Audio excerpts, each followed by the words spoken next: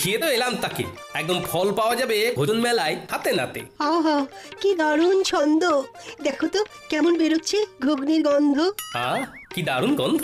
তা সভাকবি, তুমি কি রাঁধতে পারো? হ্যাঁ, আমি রাঁধতে পারি, তাতে নেই কোনো সংশয়। সেই জন্যেই মেলায় বিকাবো ঘুগনি ও মুড়ি মহাশয়। সাবাস বন্ধু, সাবাস। তা তুমি কি বেচবে গোপাল? ঠিক করেছো কি ঘুম থেকে উঠে সকাল সকাল? না বন্ধু, কিছু ঠিক করিনি এখনো, দেখি কি বিক্রি করি। হ্যাঁ, তাড়াতাড়ি ঠিক করে ফেলো, কারণ খুব তাড়াতাড়ি দিন যে ঘনিয়ে এলো। সুপ্রভাত সবাইকে। তা বলো, সকলে এই 4 দিনের ছুটি কেমন কাটালে? আমার তো হিসেব করে করেই কেটে গেল মহারাজ। বাবা বাবা বাবা, তা খুব খরচ করে ফেলেছো বুঝি?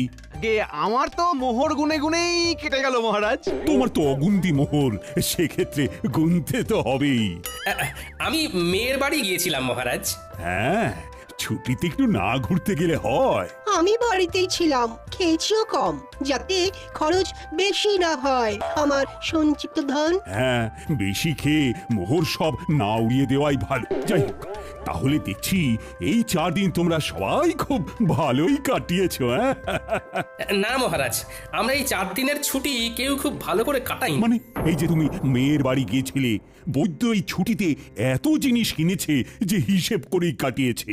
সভাকবি বাড়িতে ছিল কিন্তু কম খেয়েছে, আর মন্ত্রী অগুন্তি মোহর গুনেছে। তাহলে সবাই তো মনের সুখে যে যার কাজ করেছে।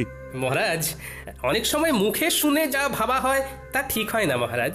আমি মেয়ের বাড়ি গিয়েছিলাম কিছু আনাজপত্র আনতে, যাতে বেশ কিছু মাস আমার বাজার করতে না হয়, কারণ এখন বাজারে জিনিসপত্রের যা আকাশ ছোঁয়া দাম মহারাজ। আমিও এই কদিনের ছুটিতে প্রচুর জিনিস কিনে তার দাম হিসেব করতে বসিনি মহারাজ। আমি হিসেব করছিলাম বেতন পেয়ে কোন খাতে কতটা খরচ কমিয়ে গোটা মাস জীবন ধারণ করতে পারবো। আমিও যাতে বেশি না খেয়ে তাড়াতাড়ি আনাজপাতি শেষ করে ফেলি, সেই জন্যই কম কম খাচ্ছিলাম। এরকমের কারণটা কি বুঝতে পারছি না তো। তোমরা তো সবাই যথেষ্ট পরিমাণে বেতন পাও, তাহলে? আগে মহারাজ, অপরাধ নেবেন না। আপনার এই বেতনে এখনকার যা পরিস্থিতি, তাতে আমাদের মাস চালানো খুব দুষ্কর হয়ে যাচ্ছে। মহারাজ, আপনি বেতনের দিকটা একটু ভাবলে ভালো হয়। বেতনের দিকটা ভেবে দেখবো মানে কি বলতে চাইছো? বেতন বাড়ান মহারাজ, বেতন বাড়ান। অসম্ভব, অসম্ভব! এই তো বিগত 4 মাস আগেই বেতন বাড়িয়েছি। তোমরা সবার কাজের পাশাপাশি উপরি আয়ের ব্যবস্থা করো। উপরি আয়? মহারাজ, মাথা ঠান্ডা করুন। একটু ভাবুন মহারাজ, একটু ভাবুন। আমি তোমাদের কথা অনেক ভেবেছি, এবার তোমরাও আমার কথা একটু ভাবো। আমি বেতন বাড়াতে পারছি না, আর আজকের মতো এখানেই সভা শেষ করছি। তোমরা সবাই এসো। বেতন বাড়ানোর কথা বলতেই সবার কাজ শেষ করে দিলেন, এ আবার কেমন ব্যবহার?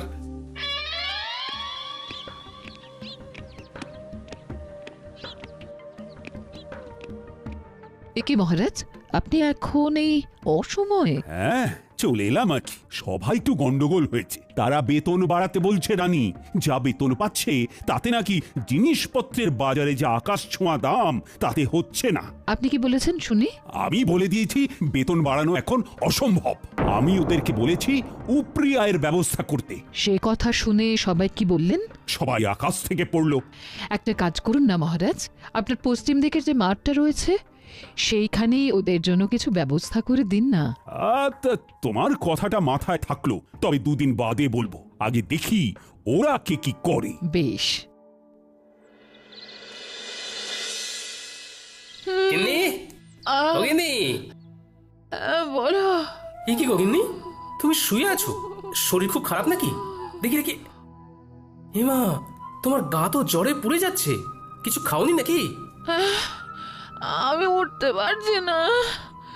আজকে রান্নাটা যে কি করে করব বুঝতে পারছি না গো। হ্যাঁ, রান্না নিয়ে কিছু ভেবো না, ও আমি করে নিচ্ছি। তুমি শুধু চুপটি করে শুয়ে থাকো দেখি। না, সে কি করে হয়? তোমার এসব রাধা বাড়া অভ্যেস নেই। আরে তোমারও কি জন্ম থেকেই স্বামীর সাথে ঘর করার অভ্যেস ছিল? হ্যাঁ, সেই তো আমার সাথে বিয়ের পরে অভ্যেসটা হয়েছে। আমার কথা আলাদা, আমি মেয়ে মানুষ। বারে বা, বেটা ছেলে বলে কি রান্নার অভ্যেস তাও আবার কদিনের জন্য হবে না? এইসব একদম বাজে কথা গিন্নি। তাও আমার খারাপ লাগবে, তুমি এখন থামো তো গিন্নি। শোনো, আমি এই কদিন রাঁধবো আর তুমি শুধু গ্যাট হয়ে খাটের উপর বসে খাবে, বিশ্রাম নেবে। তুমি শুধু আমি রান্নাটা কেমন করি সেটা দেখো।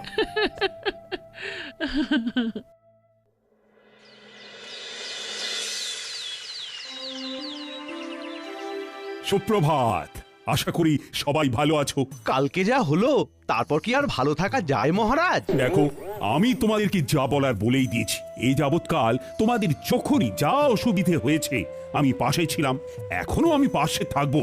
তাই বলে যখন তখন বেতন বাড়ানোটা সত্যিই অসুবিধের। আমি তো শুধু চিকিৎসাই পারি, এর বাইরে তো কিছুই পারি না। তাই তাই কিভাবে যে উপরি হায় হবে অন্য কিছু করে সেইটাই মাথায় আসছে না।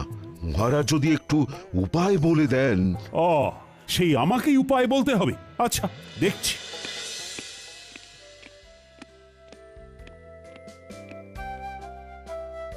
মহারাজ, বলছি কি, সুপ্রভাত রানীমা। সুপ্রভাত। আশা করি সকলে ভালো আছেন। ভালো নেই, খুব সমস্যায় আছি রানীমা।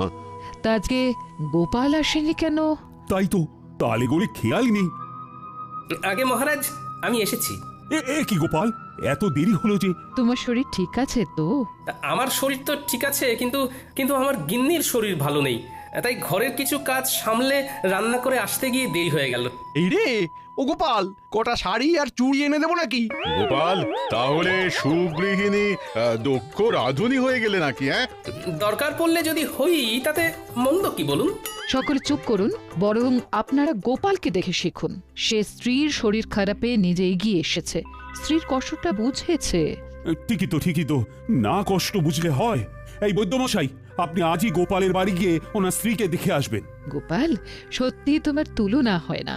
থাক, অমন মেয়ে মানুষের কাজ করে আমার সুখ্যাতি পাওয়ার দরকার নেই।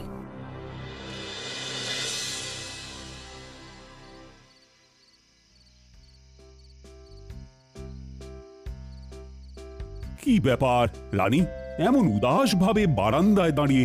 ভাবছি গোপাল গিন্নির কত ভাগ্য ভালো। কেন? এই যে সে এমন এক স্বামী পেয়েছে যে তার সব দুঃখ কষ্ট বোঝে। আর তোমার স্বামী বুঝি সেটা বোঝে না? না, কিছু কিছু সময় বোঝে, আবার কিছু কিছু সময় বোঝে না। আচ্ছা, বুঝেছি। তোমার মন পেতে গেলে আমায় তাহলে একদিন লুকিয়ে লুকিয়ে ঠাকুরদের সরিয়ে তোমাকে রেঁধে খাওয়াতে হবে, তাই তো?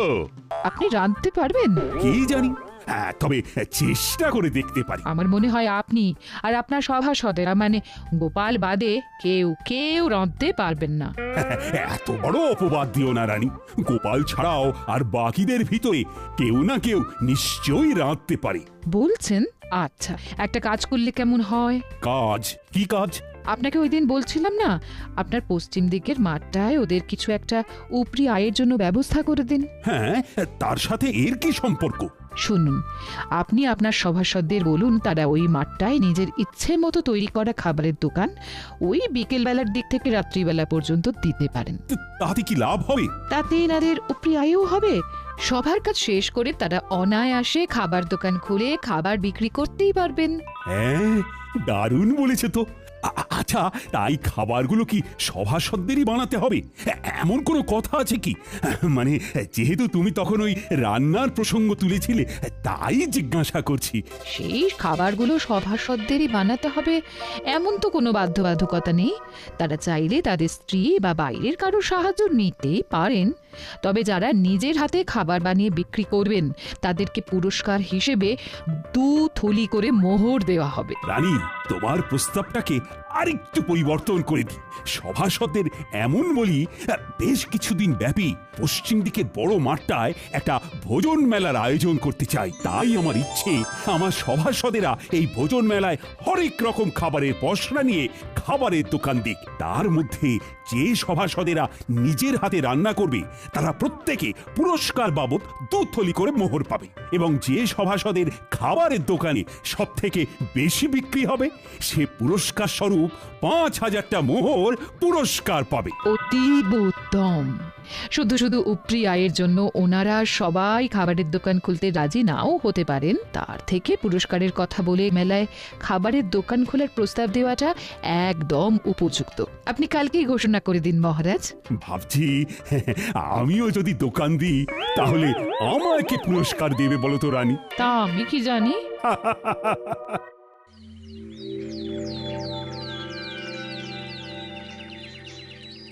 হ্যাঁ, তোমাদের সকলকে আজ একটু তাড়াতাড়ি ডাকার পিছনে আমার একটা বিশেষ উদ্দেশ্য আছে। কি উদ্দেশ্য মহারাজ? মহারাজ আমি তোমাদের সকলের উপরি আয়ের জন্য একটা পদ ভেবেছি। বাহ বাহ, বাহ বাহ। বাহ! কি উপায় আপনি ভেবেছেন মহারাজ? আমি আমার পশ্চিমের মাঠটায় একটা ভোজন মেলার আয়োজন করতে চাই। সে অতীব ভালো, কিন্তু মেলায় গেলে তো খাবার কিনতে কিনতেই প্রচুর খরচ হয়ে যাবে। তাহলে এভাবে আমাদের উপরি আয় হবে কি করে মহারাজ? নিজের দোকান থেকে খেলে ব্যয় হবে না মন্ত্রী। নিজের দোকান মানে? আপনি কি ওই মেলায় আমাদের দোকান দিতে বলছেন মহারাজ? একদম ঠিক। আমি চাই পশ্চিমের মাঠে আয়োজিত সারা কৃষ্ণনগর ব্যাপী ভোজন মেলায় সাধারণ প্রজাদের পাশাপাশি আমার সভাসদেরাও খাবারের দোকান দিক।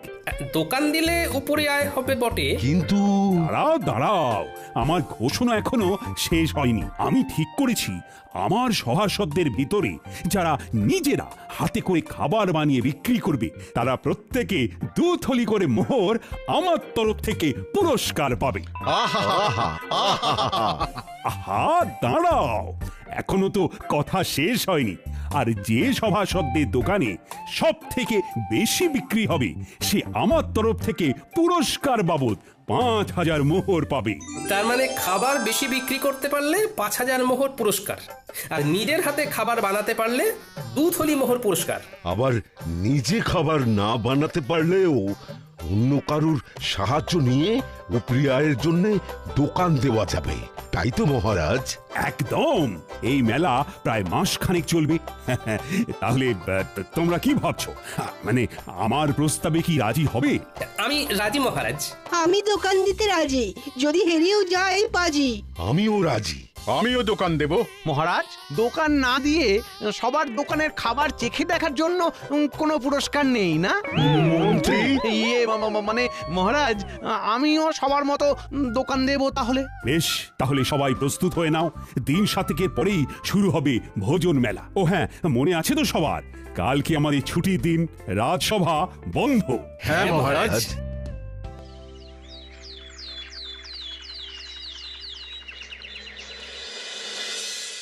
গিন্নি, ও গিন্নি, আরে ও গিন্নি, শোনো না। হ্যাঁ, তাহলে তাহলে তুমি বলছো আমি বেশ ভালো করেই জিলিপি, অমৃতি, গজা এসব বানাতে পারবো না? হ্যাঁ, খুব খুব ভালো করে পারবে। তা আমার প্রতি তোমার এত আত্মবিশ্বাসের কারণ কি? আরে বাবা, জিলিপি অমৃতি বানাতে গেলে শুধু ময়দার মিশ্রণটা এই টকবকে গরম তেলের ভিতরে ভালো করে প্যাঁচ দিয়ে গোল গোল আকৃতি করে পাক দিলেই তৈরি হয়ে যায়। আর এই প্যাঁচ দেওয়ার ব্যাপারে কৃষ্ণনগরে তোমার মতো পারদর্শী আর কেউ আছে বলে তো আমার মনে হয় না। ঠিক বলেছো। তোমারও যা প্যাঁচালো মন, সেই মনের প্যাঁচের মতো আমায়ও যা সুন্দর করে তুমি জিলিপি অমৃতি বানাতে শেখাবে। আহা আহা, তারপর আমার পূর্ব অভিজ্ঞতা তো আছেই। যাকে যাক, এই চলো শুরু করে, চলো চলো।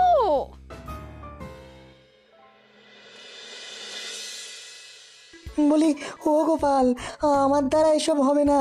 আমি আগে কখনো রান্না করিনি। হবে না মানে? সব হবে। তুমি নিজে না একজন বিজ্ঞানী, তুমি এরকম করলে হবে? চেষ্টা করলে সব হয় বন্ধু। আগে গোল গোল লুচি বানাতে শিখতে হবে, তারপর আলুর দম। গিন্নি থেকে সব জেনে এসেছি। এর থেকে সূত্র বা কোনো যন্ত্র আবিষ্কার করা অনেক সহজ। মেলা বেলা হয়ে যাচ্ছে বন্ধু। ইস, এরকম যদি কোনো যন্ত্র থাকতো যার দ্বারা আপনা আপনি খাবার হয়ে যেত। আগে লুচি আলুর দমটা শেখো, তারপর তুমি ওরকম যন্ত্র আবিষ্কার করো, কেমন? না, মানে কোনো ইয়ে টিয়ে নয়, চুপচাপ কাজে নামো। তুমি তো জানোই আমি ছড়ার পাত্র নই।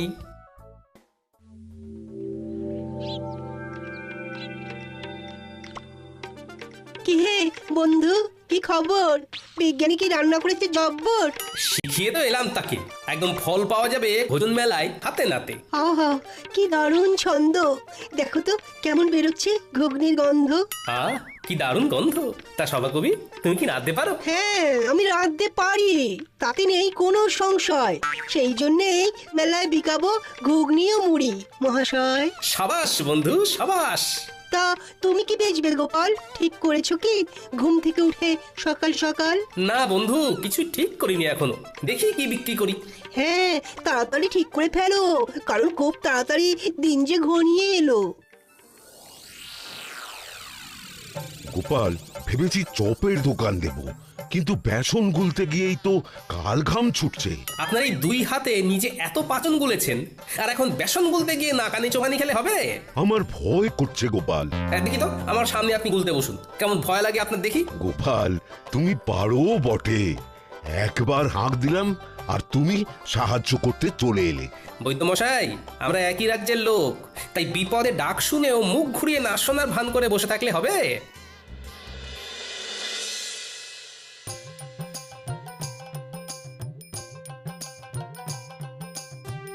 হ্যাঁ গো, এলে? হ্যাঁ হ্যাঁ, মোটামুটি সবার বাড়ি একবার করে ঢু দিয়ে এলাম, বুঝলে গিন্নি। দেখলাম মোটামুটি সবাই একদম জোর কদমে রান্নার প্রস্তুতি নিচ্ছে। তা তুমি কি বানাবে কিছু ঠিক করলে? এমনিতে বাড়ির রান্না তো বেশ ভালোই করছো। সেটাই তো এখনো ঠিক করে উঠতে পারিনি। সবাই মোটামুটি সেই গতে ধরা রান্নাই করছে। না, আমায় একটু অন্যরকম কিছু ভাবতে হবে।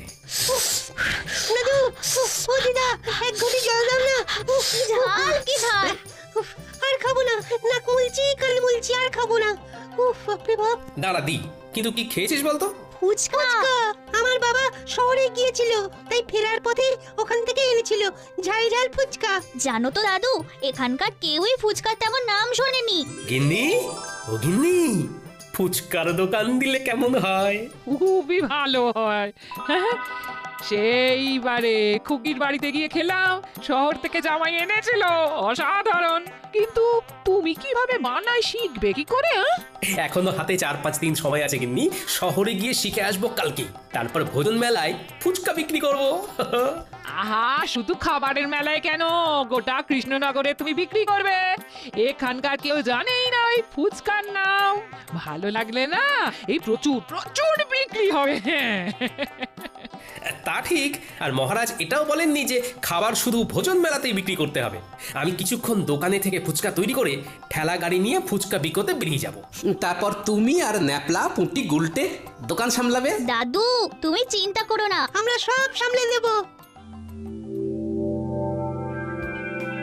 দারুণ দারুণ জিনিস খাওয়ালে গোপাল, অপূর্ব স্বাদ। পুরটা খাসাও মেখেছো গোপাল।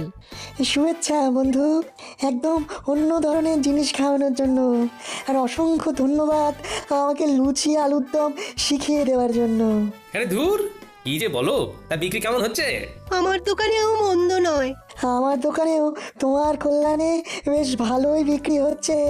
বাহ, শুনে ভালো লাগলো। হ্যাঁ গো, আর দেরি করো না, দেরি করো না, ফুচকার ঠেলাটা নিয়ে গুলটিকে সঙ্গে করে নিয়ে রওনা দাও, আমরা দোকান সামলে নিচ্ছি। হ্যাঁ, ঠিক বলেছো গিন্নি। এই গুলটে, চল চল চল। ফুচকা নেবে গো, ফুচকা, ফুচকা নেবে গো, ফুচকা, ভোজন মেলায় গোপালের বিখ্যাত ফুচকা। এক মোহরে 7টা, খেয়ে যাও খেয়ে যাও, এক মোহরে 7টা। ফুচকা নেবে গো। ফুচকাটা আবার কি? হ্যাঁ হ্যাঁ, আমি বুঝেছি বুঝেছি, ফুচকা কি, তাও আবার খাবারের মেলায় গোপালের বিখ্যাত ফুচকা। চল চল চল, খেয়ে দেখবি, চল, বাকি দুটো ডাক। একটু ভালো খেতে, ভালো খেতে, আরো দিন আমায় ফুচকা দিন। দাদু, মন বলছে এই এক ঠেলা গাড়ি ফুচকা না নিমেষেই শেষ হয়ে যাবে। দেখে নিও দাদু, তুমি হবে সেরা বিক্রেতা। দূর পাগলা, সেরা বিক্রেতা না, সর্বোচ্চ বিক্রেতা। দুটো একসাথে বললো কিন্তু মন্দ লাগবে না।